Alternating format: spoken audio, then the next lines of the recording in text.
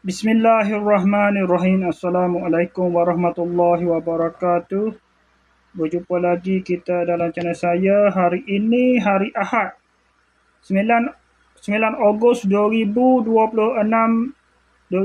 Masihi bersamaan dengan 25 Safar 1448 Hijriah. Sekarang ini pukul 6.42 petang. Untuk video buat masa ni saya nak review barang Shopee yang sampai pada pukul 5.22 petang tadi. Dah berapa minit? 20 minit ada tak? Dalam 20 minit tak? 22 minit tadi. Dari daripada Kampung Baru, Subang, Shah Alam, Selangor. Gua ni satang getah ni. Ni buka lagu mana Keberah buka. Buka dia kotak ni. Kotak isi simpan sementara ni. Separuh ni. Separuh kotak asal ni. Bukan ya kalau kotak tisu ke ni. Ya ni biasanya. Kalau kotak ni.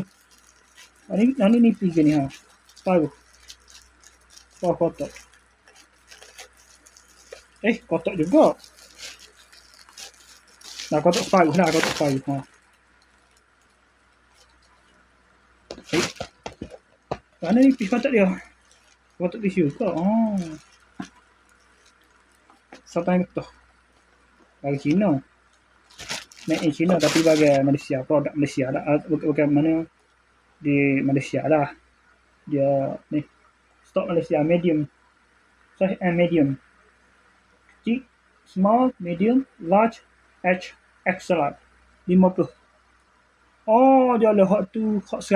100 pieces. Hot ni 50 pieces. Kalau kotak tebal gini, 100 pieces ke apa? Kotak tisu gini. Dia tebal kotak tisu gini. Dia 100 pieces tu. Anak 500 pieces dah. RM9 lah ni. Okey. Sekadar itu sajalah untuk kegunaan saya ni. Kalau macam kalau nak baca semi kan mudah. Pakai gun ni kasih kata tangan legit kasih kata tangan pakai ni lah. Untuk lepas main mozek pun pakai ni.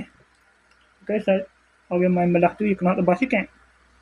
Okey, saya sekadar saja untuk sesi video buat masa ni, untuk sesi review ni. Okey, sekadar saja. Assalamualaikum, jumpa lagi. Bye.